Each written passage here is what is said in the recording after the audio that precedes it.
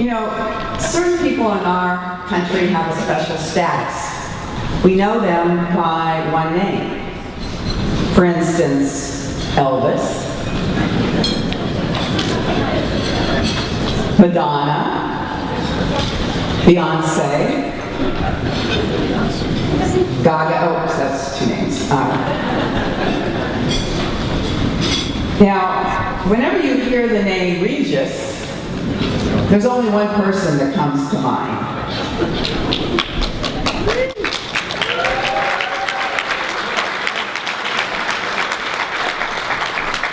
Now, many of you know that Regis Philbin has had an incredibly successful career.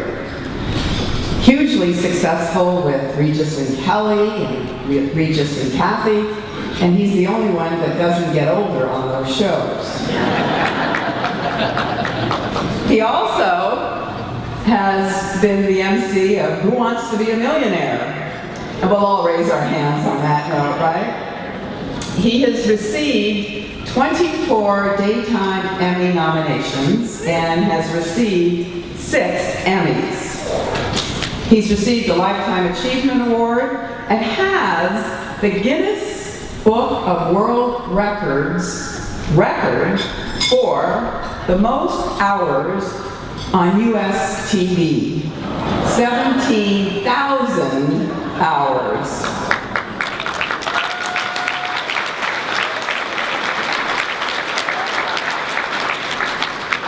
What you may not know is that he's an author, a singer, a U.S. Navy vet, one of the winningest quarterbacks in Notre Dame history.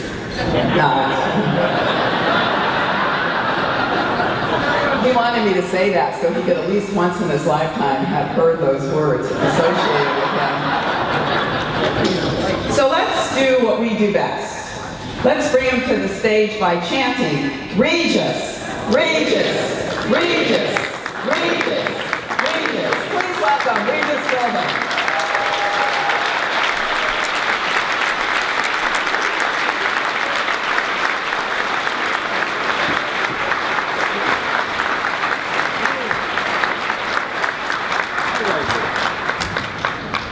Thank you all very much. I am Regis Philbin, the oldest son of Kathy Lee Gifford. You're terrific, you know? Why don't you run for president? Come on, you want it, Jackie. I wouldn't be surprised. You know, I arrived here yesterday and spent some time over at the InnVision Shelter, and was totally knocked out by what I saw, and I have been since then. It was a party last night that many people went to, and met them all, and I mean, you're doing such a great job here. I can't get over it. I'm so impressed with all of you and what you've accomplished. For example, the CEO that opened the show today, Correa Lila, the oldest of 5 kids, family was raised on food stamps. She held a grant for undergraduate at Florida State University, 13 years of work in the high-tech field, attended Harvard Business School, had to borrow $100,000 in public loans, paid it all back, then moved into the nonprofit sector 6 years ago, and for the last 4 years has run this organization. Absolutely. You're just terrific, you really are. I went there yesterday and I saw these little kids, you know, who would take care of them if their parents had to go to work or couldn't get a job. And there's so much going on that it just bowled me over. I'm proud of all of you coming today, and just happy to be a part of it. Well, you know, I really had one experience with a shelter.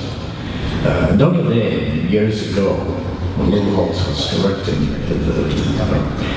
running the team, decided to build a shelter in South Bend, Indiana. And so I would go there, I would go to the little, before the game show, what do you call those things, the meetings that they have, and all the kids are there and everybody's cheering. Pep rally, yeah, good. So anyway, I would go down to the shelter. And I met this guy, and all of a sudden, I got so interested in him. Big, brawny black guy who had a little problem with liquor, maybe drugs, but I loved being with him, talking to him, trying to help him. It just made me feel good. And the years go by, and anyway, Regis is leaving. Just 3 years ago, I left the show, and I had written my 4th book, and I was asked by the bookstore in South Bend at Notre Dame if I could come and sign some autographs. And so I said, sure, of course. But my plane was an hour late as we flew over the campus, and I looked down and I saw 2 long lines, and I felt terrible about being late. And then I got in the car, and the guy drove me. But at Notre Dame, they fill as many of those vacancies as they can with cars and trucks and things. And then there's no more room, so they barricade it off. Well, I'm trying to get to the bookstore, and I can't get there. And there's some cops there, and I'm thinking, oh God, but how am I going to get there now? And I put my head out the window, and one of the cops sees me, and he starts walking towards me. And I'm looking at this guy, and I'm saying, wait a minute, I know this guy somewhere. How did I meet this guy? And it was the same guy that I used to go visit in their little shelter. And he was a sergeant now, charged with the whole thing. And he said, Regis, we haven't spoken since the shelter. And I said, that's right. And I was so proud of this guy, so happy to be a little minor part of his success, because I would have, talk to him, try to inspire him to go for those things. And he did. He went for the police department and became a sergeant. And I loved him for that. I thought it was just great. But I had no idea that, what it was really all about until I went over to your shelter yesterday. I mean, there are 17 other shelters just like it in InnVision, and they're all doing great jobs. And I love to see people, come up and make something of their lives. And just like that woman said, she worked all those years, and now she's found some success. It's great stories. But I want to tell you that I love being here. I'll never forget this visit. I also want to tell you that before I went to this function last night, we stopped at Bing Crosby's house. Now, when I was a kid, 8 years old, 9 years old, whatever it was, I would listen. One night I heard on the radio Bing Crosby singing. So I went back to that station, WNEW in New York City, 9:30 every night, just to listen to this man sing. His voice made me feel better. The songs he sang were written by songwriters who were trying to uplift people. This was during the Great Depression in the late 30s and into the 40s that America was going through. And people were really hit hard by it. But there was Crosby singing songs like, every time it rains, pennies from heaven. Don't you know each cloud contains pennies from heaven? You'll find your fortune falling all the time. That was their way of telling you that things are bad.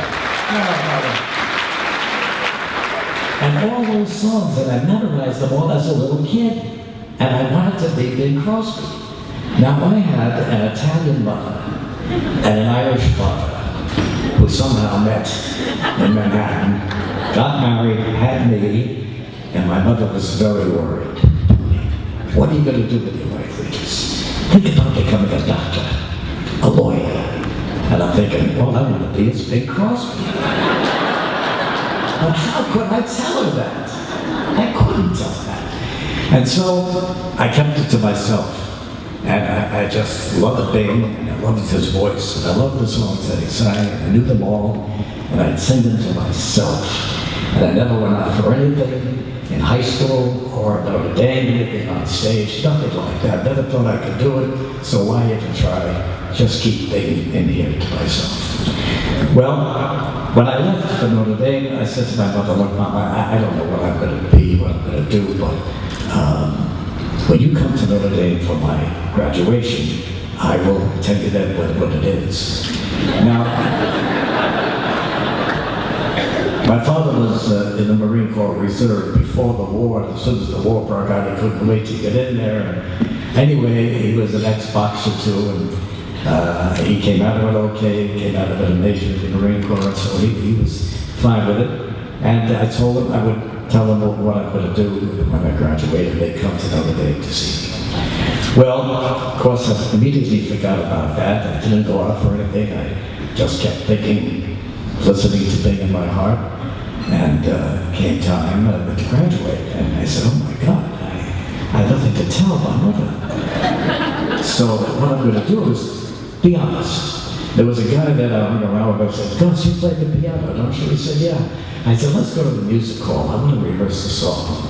Okay. So we rehearsed Pennies from Heaven. Anyway, my mother and father come. And I said, don't say a word. Just come with me, Mom. We walk across the campus to the music hall, to the room where Gus is. I walk in, cue Gus. Every time it rains, pennies from heaven. Don't you know each clown contains? My mother begins to cry. My father begins to make fists. I'm thinking, oh, I'm crazy. I'm in that case. As it was, my father said, you bet there's going to be another war coming out when you return from this war, and you should join the NROTC while you're in Notre Dame and come out of it with a Navy, commission. So I did that, and sure enough, there was another war going on, which I had to go to anyway. So I said, Mom, when I get out of this, when I get out of the Navy, I'll tell you what it is, you know. So I go and I'm assigned to an LSM squadron. These were boats, the small boats that they would come down and the Marines would rush out, or tanks, or whatever we carried to hit them. Anyway, the war ends while I'm in the service, and it's time for me to leave. And I had befriended a couple of Marine majors who joined the Marine Corps in the late 30s, when during its depression, there was no college, there was no money anywhere, there were no jobs. They joined the Marines. They went in as privates, and by the time they hit Guadalcanal, they were sergeants. Both of these guys received battlefield commissions when their lieutenant in charge of their platoon was killed. They became the lieutenant. And now they went through that war, and then the war that followed that with the Korean War. And they were majors now. And there was one guy who was very, very tough. Even though we fooled around with him, he was very tough. And so he came in and he said to me, as I'm packing my bag, what are you going to do with the rest of your life? I said, well, Major, I see television coming along, but I have no experience. I don't know the first thing about it. It's just a little dream I have, and I don't think I can do it. And he said to me something I never forgot, that you should pass on to your own children. Don't you know you can have anything you want in this life? You've only got to want it bad enough. Now, do you want it? This guy was very tough. I didn't want to excite him. But he's making me tell for the first time in my life, yes, this is what I want to do. So I said, but Major, I have nothing to offer them. It doesn't, it's a whole other different thing. I'll never be able to do it. I said, do you want it? I clicked my heels, gave him a salute, even though it was in my t-shirt, and said, yes, sir, I want it. Well, get in the car, go up to Hollywood, and make it happen. And I did. I went up there, I drove trucks, I carried furniture, I did all those things.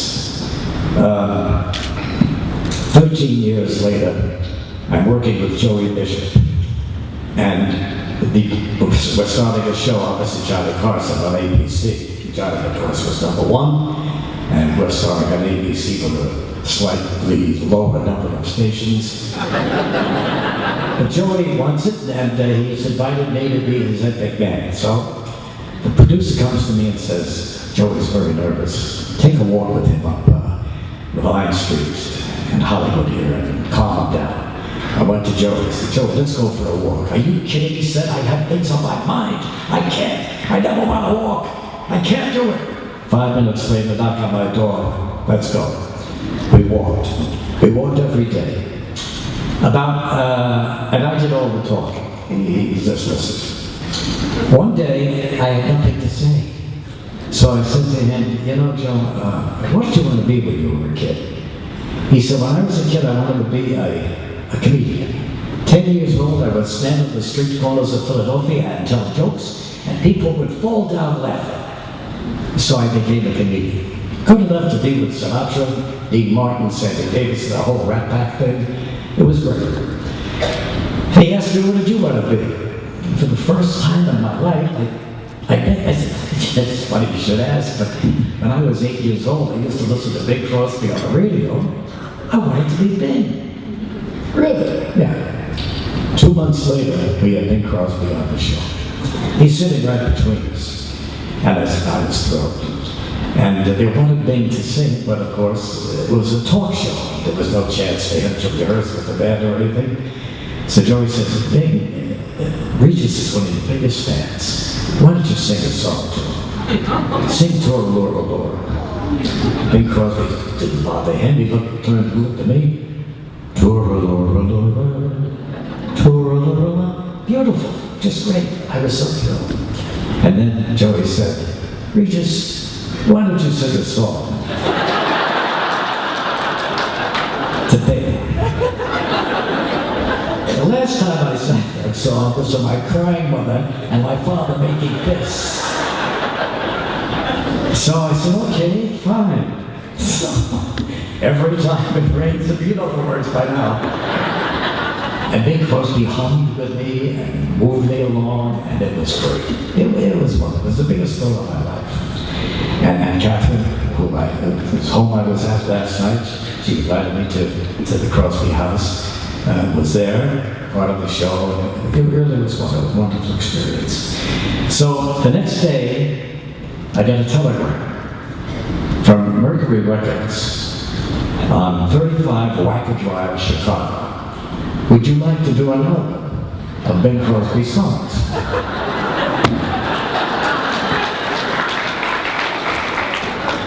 I take it to Joey Bishop. I said, Joe, look at this. Telegram. He reads it, he says, he rips it up. And he says, somebody's playing a joke on you. I said, maybe he's right, you know, that's okay. Next day, the guy calls on the phone. Well, what's your answer, yes or no? And I remembered the major saying, I said, do you want it? Yeah, I'll do it. And so I made a record, and it's been part of my little act over the years. So I've enjoyed that, and to go to the Crosby house and visit with Catherine and take a walk around and see what Bing was like years and years ago. I loved it. I thought he was just absolutely terrific. And there was another time that Joey sent me into the audience. There were times in the cities of America in the late 60s where everybody was uneasy. The Kennedy brothers were killed. It was a bad time. And people were angry. There were fights in the streets and all that. Bishop said, I'm so sick of all this stuff going on all around us. People, nobody's happy in this country. He said, take your microphone and go down into the audience and get some kid, some young person, and ask them what they're going to do with their lives. What they're going to do for this country. Where are they going? Okay, fine, Joe. I walked down the thing. There's a kid sitting there. He knows, he heard Joey. He stands up. I said, well, you heard what Joey said. What are your plans? What would you like to do for yourself and for your country? And he just stared at me. he couldn't answer me. And I'm thinking, my God, this is me all those years, but I could never tell anybody what I wanted to do. So I saw myself in this kid's eyes, and I said, just relax, just relax, just tell us, really, what do you have in mind? What would be your pleasure? What is it that you're working for? Could not answer me. So I said, well, listen, I understand, take it easy, relax, and I went on to somebody else. 30 years go by, I'm in New York now, seeing the movie. After the movie, somebody comes up to me and says, somebody wants to see you on stage. So I go up on stage, there are people around this person, and I'm waiting, and I said, he's too busy, I'll leave. As I'm walking away, he says, Regis, just a minute, I want to tell you something. Comes in and he says, you know, about 30 years ago, I was at the Joey Bishop show. And you came down into the audience to ask me what I was going to do with my life. And I couldn't answer. And I felt so badly about it, but I just didn't have the guts to say, this is what I want. So every time I see you, I said, wait a minute, you know, I remember that. Because I remember the way you were was the way I was when I was growing up. I couldn't tell anybody what I wanted to do or be. So I never did. He said, well, every time I see you on TV, I get that little big in my heart saying, why didn't you say it? Why didn't you tell him? And that fellow's name was Steven Spielberg. Can you believe that? So these things happen.